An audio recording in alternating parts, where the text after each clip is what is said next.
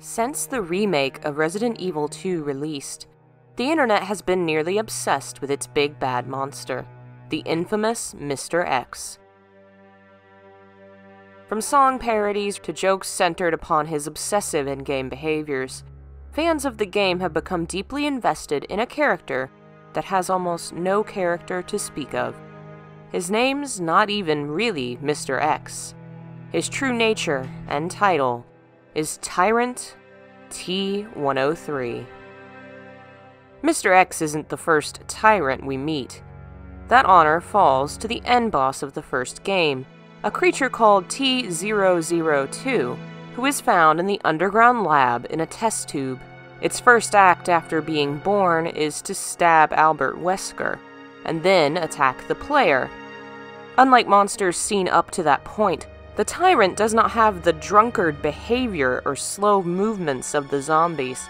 Despite how tall and grotesque it is, it's arguably the most human-looking monster of the game. In the first game, the Tyrant monster is a terrible surprise, the horrifying conclusion of the research that's caused all the terror and death in the story. The explosion at the end of the game leads the characters to hope this is the end of that nightmare.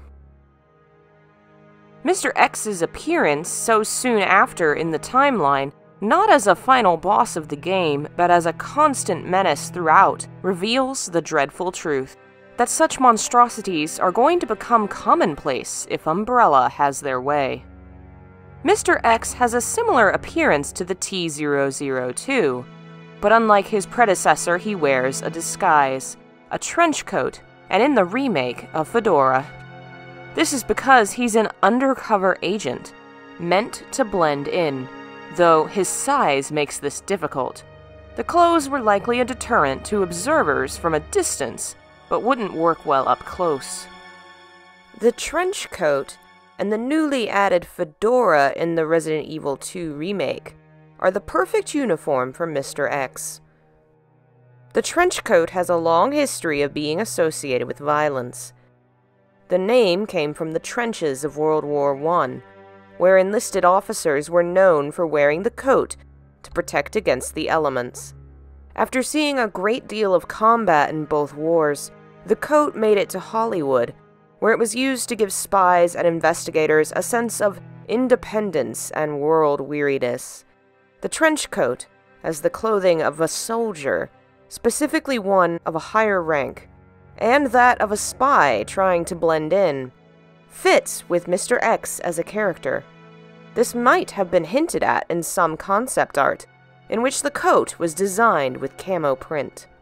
The small hat and ordinary coat give him a look that seems normal, something that could be worn by the average person. But he performs extraordinary feats and acts in a monstrous fashion. The unassuming look belies a fierce nature. Though he does look more human than anything else we see in the game. He's very tall and muscular, which isn't so out of the ordinary. The main difference to normal humans is his gray skin, a color associated with deterioration and death. In the remake, it also has a strange texture, something you would never find on living flesh. But overall, he is subtle as a monster. This only changes late in the game. He never received an official name. Fans call him Mr. X. He's been referred to in other Resident Evil media as Trenchy, Dr. Evil, and even Coded Bastard. But he has no official name beyond Tyrant or T-103, which is less a name and more a description of his species. The word tyrant comes from the Greek tyrannus, meaning illegitimate ruler. Over time, it's come to be associated with political figures who have abused or misused their power. While Mr. X is certainly violent, he rules over nothing. In fact, he doesn't even have control over himself. The X as his unofficial name is a far better descriptor. X as a symbol is ancient. Today, the letter is often used as a sign that has mostly negative connotations, like cancelled, mistake, unknown. X as a symbol means that something is devoid of sense, meaning, or importance, the absence of something. Mr. X's name is no name, because he has no identity, no self. The virus that created him is called the T-virus, made through years of research out of a desire to invent a bioorganic weapon that could be completely controlled, a creature smart enough to obey, but not smart enough to think. The implication that Mr. X is almost as intelligent as a human, but that researchers specifically worked to ensure he would never be intelligent enough to stand against them, is horrifying.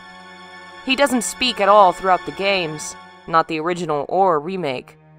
Lisa Trevor in the remake of RE1 can be heard making sounds and calling for her mother. The Nemesis creature is famous for its own simplistic vocal lines, but Mr. X never says a word. He doesn't seem to emote much either. He's a completely blank slate. Mr. X's purpose in Resident Evil 2 is something of a mystery. In-game, there's little explanation given to the characters or player as to why this monstrosity is following you. Once the player reaches a certain point, he appears and is nearly impossible to stop. The mystery heightens the fear. The unexplained is the most frightening terror, and his endless, undeterred gait increases the anxiety as well, opposed to the original game, where he only appeared in the B side of the story.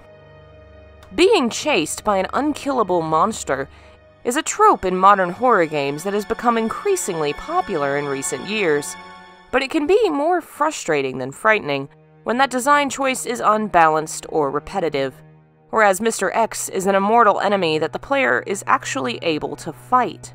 While he cannot be killed until much later, Resident Evil has always been about enabling the player to combat their fears by equipping them with the tools they need to succeed once they've mastered the systems that are in place. It's the perfect way to modernize the game while staying true to the series' spirit.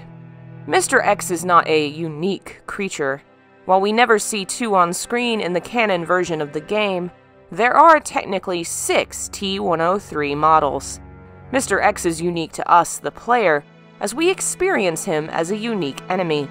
Nothing and no one else behaves as he does. But in universe to his creators at Umbrella, he is a replaceable, even dispensable commodity. The original Tyrant was destroyed, and its data was used for more research. The creature's loss was not seen as a tragedy in any way. No one will mourn Mr. X either, because its creators do not see it as a living being. It's only a weapon or a tool. He's a mass-produced monster, vaguely human in appearance, but truly anything but. He has no hair, displays massive strength and stamina, and seems incapable of being spoken to or reasoned with. He has no name save for the title his creators gave him, and that title is misleading, as Tyrant far more accurately describes the people at Umbrella who are creating and controlling these beasts. Mr. X is a monster with no desires or drives of his own, controlled by forces outside himself, to destroy the heroes of the game to protect their own corporate interests. Over the years, zombie stories have been used to discuss many different societal fears. Resident Evil's version is centered upon the fear of contagion and corporate corruption and greed. The Tyrants were originally created to replace human soldiers, who were likely considered the lesser option because they are ultimately human and in control of their own faculties. Umbrella's goals involve the creation of a mindless force that obeys and enforces their will, the subjugation of a human populace to corporate power. In folklore, the zombie has its origins as a creature without a soul. Stories centered around the concept often explore how human vices can destroy the spirit. Mr. X is an example of that desire made manifest in its highest form, a creature that looks human, but is completely obedient to outside forces. The zombies at the least behave as they seem to desire, attacking out of instinct. But Mr. X, who acts and seems the most human, lacks that innate spark that makes one actually alive. A soul, a personality, a unique human identity. that's been stolen from him by the researchers at Umbrella, the true tyrants who turned a human being into a juggernaut to serve their own ends. What's most interesting about him is how his design as a completely blank slate, as something without identity or unique qualities, is what makes him so fascinating to fans. Umbrella designed him to be without human characteristics, and as such he has no canonical character, which means fans can interpret him how they like. It's fascinating that what Umbrella did to this man to make him the perfect weapon also makes him the perfect base upon which fans can create any interpretation they desire.